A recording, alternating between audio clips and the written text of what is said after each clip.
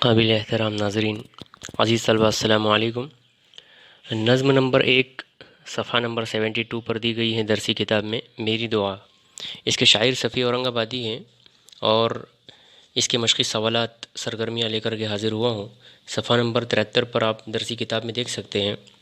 سب سے پہلے ہم دیکھیں گے خاکے کا سوال۔ خاکے پر مبنی سرگرمیاں مکمل کیجیے۔ نمبر 1، مناجات سے موضوع لفظ تلاش کر کے خاکہ مکمل کیجیے۔ مناجات سے جو ہے موضوع لفظ نکالنا ہے اور خاکہ مکمل کرنا ہے، جو میں نے کر دیا ہوں آپ دیکھ سکتے ہیں۔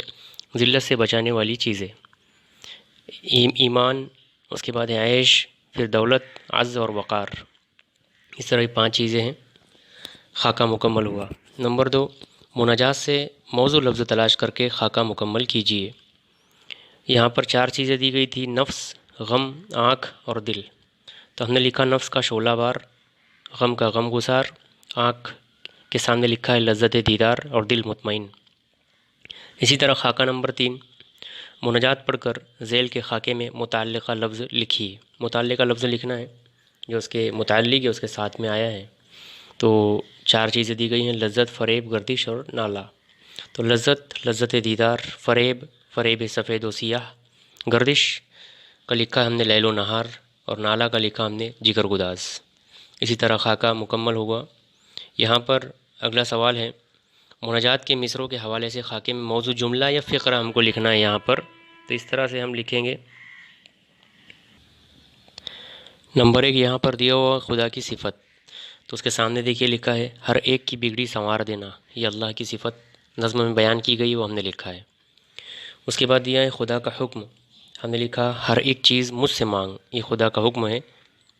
اس کے بعد ہے میری دعا، تو میری دعا جو ہے یہ بھی ہم نے نظم کے مطابق لکھا ہے، جو کہ صفحہ نمبر 72 پر اوپر سے اگر دیکھا جائے تو تیسرے مصرے میں، تیسرے شعر میں میری دعا کہ دے میرے پروردگار دے، تو اس طرح سے ہم نے لکھا میرے پروردگار دے۔ اب آئیے یہاں پر اگلا ہے سائل کا شیوا۔ تو سائل کا شیوا جو ہے دامن پسار دینا، یعنی دامن کو پھیلانا، اللہ سے مانگنا۔ تو ہم نے وہی جملہ لکھا ہے، وہی مصرے کا فقرہ لکھا ہے۔ اور زندگی مستعار کا سبق، بقائے دوام کا مطلب سمجھ میں آنا، اس طرح سے زندگی مستعار کا سبق بھی ہم نے لکھ دیا۔ سوال ہے ہدایت کے مطابق درج ذیل سرگرمیاں مکمل کیجیے۔ نمبر 1، مناجات میں اللہ تعالیٰ سے جن باتوں کی التجا کی گئی ہیں انہیں تفصیل سے لکھیے۔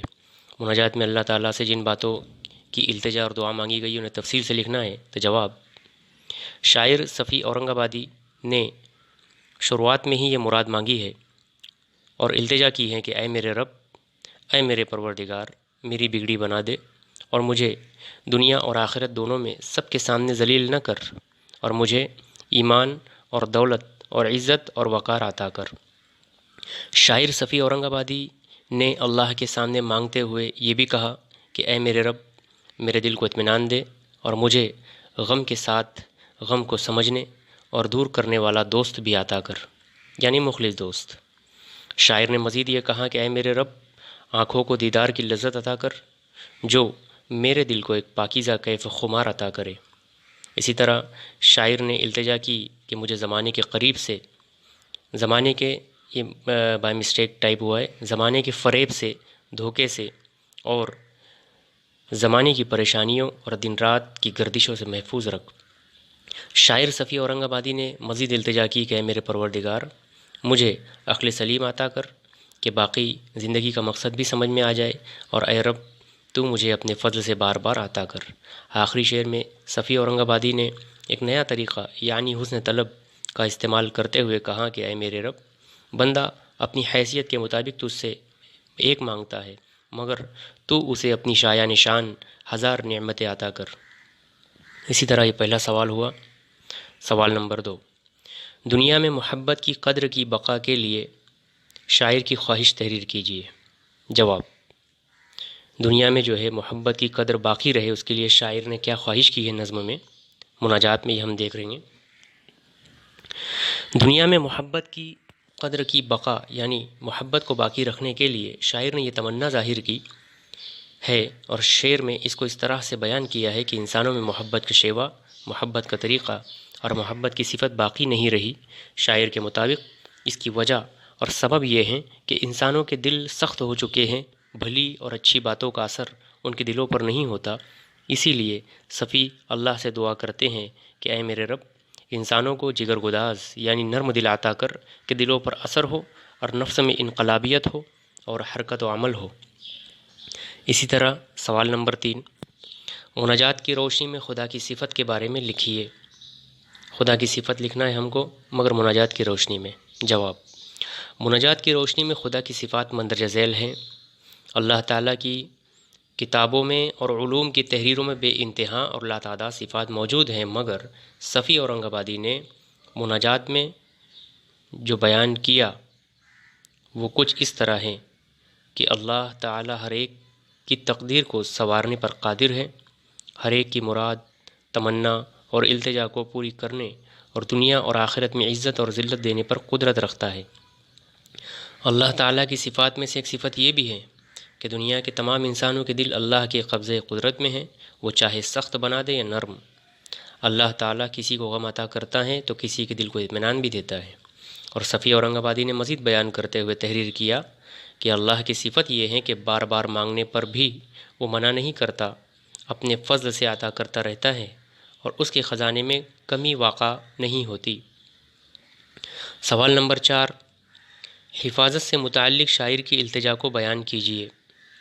حفاظت کے متعلق شاعر نے کیا بات بیان کی ہے مناجات میں، یہ ہم دیکھیں گے۔ جواب، حفاظت سے متعلق شاعر صفی اورنگ آبادی اپنی نظم میری دعا مناجات میں تحریر کرتے ہیں کہ اے میرے پروردگار، ہم سب کو دنیا کی دھوکے بازیوں، مکاریوں اور فریب سے اپنی امان میں جگہ عطا کر، اور زمانے کی گردشوں سے یعنی زمانے کی پریشانیوں اور دن اور رات کی مشکلوں سے ہماری حفاظت فرما۔ اسی طرح آخری سوال ہے یہ والا، اس کے بعد سوال کا دوسرا حصہ شروع ہوگا۔ سوال نمبر 5، دنیا سے متعلق شاعر کے احساس اور دعا کو لکھیے۔ دنیا سے متعلق شاعر کا احساس اور دعا کیا ہے، یہ ہم کو لکھنا ہے۔ جواب، شاعر صفی اورنگ آبادی دنیا سے متعلق احساس اور دعا اس طرح تحریر کرتے ہیں کہ دنیا میں محبت اور اپنائیت اور میل جول باقی نہیں رہا، جو کہ اچھی بات نہیں ہے۔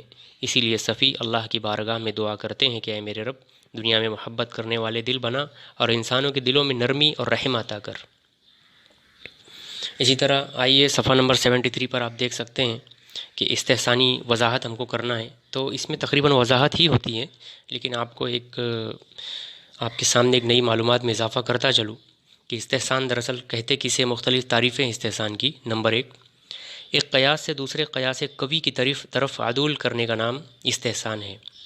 ایک قسم کا اندازہ ہوتا ہے یہ، جس میں ایک منصفانہ تحریر ہوتی ہے، اسے بھی استحسان کہتے ہیں۔ اور نمبر 2، قیاس کو کسی قوی دلیل کے ساتھ خاص کرنے کا نام استحسان ہے، یعنی کہ شاعر اگر کچھ قیاس کر رہا ہے، کچھ اندازہ لگا رہا ہے، تو اس کو اس کے ساتھ دلیل اگر وہ پیش کر دے تو اس کا نام بھی استحسان ہے۔ نمبر 3، اس دلیل کا نام استحسان ہے جو مجتہد کے دل میں بطور اشکال پیدا ہوتی ہے، اور الفاظ چونکہ اس دلیل کا ساتھ نہیں دیتے، اسی لیے مجتہد اس کو ظاہر کرنے پر قادر نہیں ہوتا۔ خیر، یہ جو 3 تعریفیں دی گئی ہیں استحسان کی، اس میں ایک آسان تعریف آپ کے سامنے پیش کر دوں جو تقریباً اردو کی صرف نحو کی کتابوں میں آتی ہے کہ شعر کی خوبیاں، اس میں کون سی صنعت اور اس کی وجہ سے جو ہے شعر کے حسن میں کیا اضافہ ہوا ہے، یہ بھی استحسانی وضاحت ہی ہوتی ہے۔ تو سوال یہ ہے کہ درج ذیل اشعار کی استحسانی وضاحت کیجیے۔ نمبر 1، محفوظ رکھ فریب سفید و سیاہ سے، گردش نہ مجھ کو گردش لیل و نہار دے، یہ شعر ہیں۔ جواب، یہ وضاحت، مندرجہ بالا شعر میری دعا اس مناجات سے لیا گیا ہے، جس کے شاعر صفی اورنگ آبادی ہیں۔ اس شعر کی حسن خوبی یہ ہے کہ شاعر نے دونوں مصرے میں صنعت تضاد کا استعمال کیا ہے، مصرع اول میں سفید و سیاہ اور مصرع دوم میں لیل و نہار، یہ دونوں ایک دوسرے کی ضد ہیں۔ شاعر وضاحت کرنا چاہتا ہے کہ وہ اللہ کی بارگاہ میں مناجات کر رہا ہے، اے میرے رب، مجھے دنیا کے تمام فریب، چاہے وہ کسی بھی قسم کے ہو، نظر آتے ہو یا نہ آتے ہو، ظاہر ہو یا چھپے ہوئے ہو، میری حفاظت فرما، اور ان پریشانیوں سے چاہے دن کی ہو یا رات کی، میری حفاظت فرما۔ اسی طرح اس کی استحسانی خوبی مکمل ہوئی۔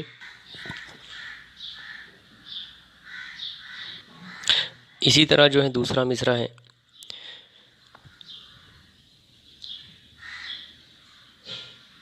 دوسرا مصرع جو ہے یہاں پر مطلب سمجھ میں آئے بقائے دوام کا ایسا سبق یہ زندگی مستعار دے۔ صفحہ نمبر 73 پر دیکھیے مصرع نمبر 2 جس کی وضاحت ہم کو کرنی ہے۔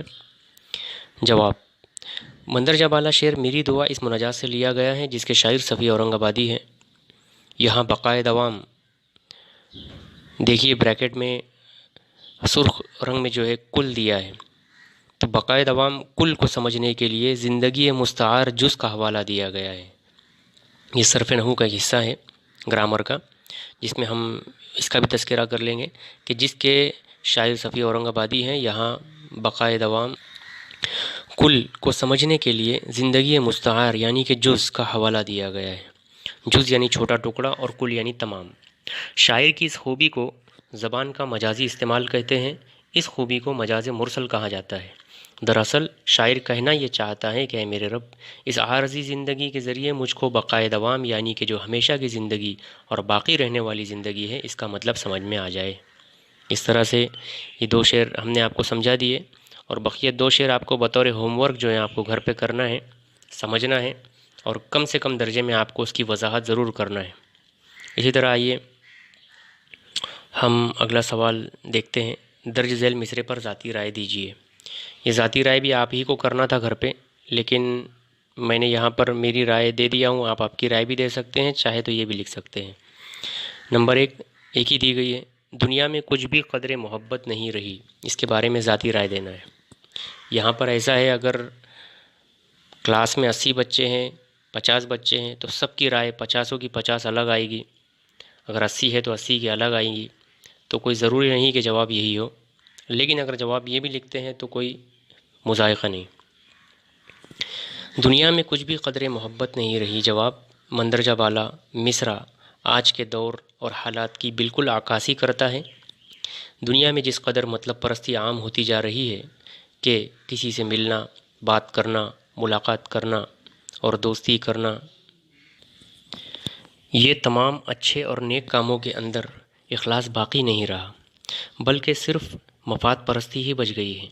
محبت سے بات کرنا، محبت کی قدر کرنا، اگر ان کا انحصار اخلاص پر ہو جائے تب دنیا بھی جنت جیسی ہو جائے۔ محبت، میل جول، صلہ رحمی، یہ تمام اعمال کا درس ہمارا مذہب بھی ہمیں دیتا ہے۔ ہر انسان محبت نواز، انسانیت نواز اور مخلص ہونا چاہیے۔ اسی طرح اس کا جواب بھی مکمل ہوا۔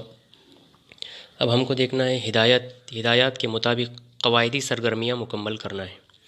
یہاں پر تھوڑا گرامیٹیکل جو ہیں گرامر کے سوالات دیے گئے ہیں۔ نمبر 1 بقائے دوام اور زندگی مستعار جیسی ترکیبوں کے بارے میں لکھیے۔ اس کی ترکیب کے بارے میں ہم نے جواب لکھا کہ یہاں بقائے دوام اس کو جو ہے کل کے بطور استعمال کیا گیا ہے۔ کل یعنی تمام، بقائے دوام یعنی بقیہ تمام زندگی، باقی رہنے والی تمام زندگی کو سمجھنے کے لیے زندگی مستعار یعنی عارضی زندگی، جز یعنی چھوٹا سا ٹکڑا، اس کا حوالہ دے کر شاعر نے جو ہے بیان کیا ہے۔ شاعر کی اس خوبی کو زبان کا مجازی استعمال کہتے ہیں، اور اس خوبی کو مجاز مرسل کہا جاتا ہے۔ مجاز مرسل کی تعریف مزید آپ جو ہے ہماری درسی کتاب میں بھی دی گئی ہیں، آپ دیکھ سکتے ہیں۔ اسی طرح نمبر 2 مناجات سے سند تضاد کا شعر تلاش کر کے لکھیے۔ مناجات میں دیکھیے یہ سند تضاد کا شعر ہے۔ محفوظ رقص فریب سفید و سیاہ سے، گردش نہ مجھ کو گردش لیل و نہار دے۔ سفید و سیاہ یہ فارسی کے الفاظ ہیں، یہ اس کے معنی ہے سفید اور کالا، یہ ضد ہیں ایک دوسرے کی۔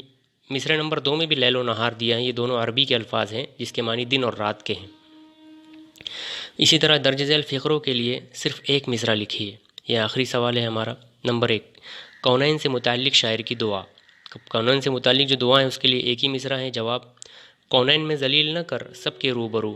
اسی طرح یہاں پر اس کے متعلق جو یہ شعر ہے کہ کونین میں ذلیل نہ کر سب کے روبرو، ایک ہی جو ہے مصرع یہاں پر آئے گا۔ نمبر 2 داتائی کی شان، اس کے بارے میں جو شعر دیا گیا ہے اس کا ایک ہی مصرع ہم کو لکھنا ہے۔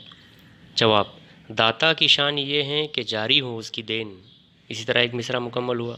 نمبر 3 بقائے دوام کو سمجھنے کے لیے شاعر کی التجا، اس کا جواب دیکھیے ایسا سبق یہ زندگی مستعار دے۔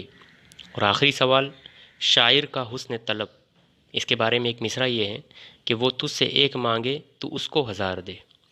اسی طرح الحمدللہ ہماری یہ مشقی سرگرمی اس مناجات کی پوری مکمل ہوئی اور سرگرمی منصوبہ دیا ہے آخری میں، مشہور شعراء کے جو ہے آپ کو مناجات کا ایک البم تیار کرنا ہے، آپ انٹرنیٹ پر تلاش کیجئے اور ہو سکے تو اسے بہترین کوئی پروجیکٹ بک ہو تو اس میں آپ لکھیے، اور مناجات زیادہ اگر بڑی ہوں تو مختصراً لکھیے، اور شعراء کے جو ہے فوٹو وہ آپ وہاں پر چسپاں کر سکتے ہیں۔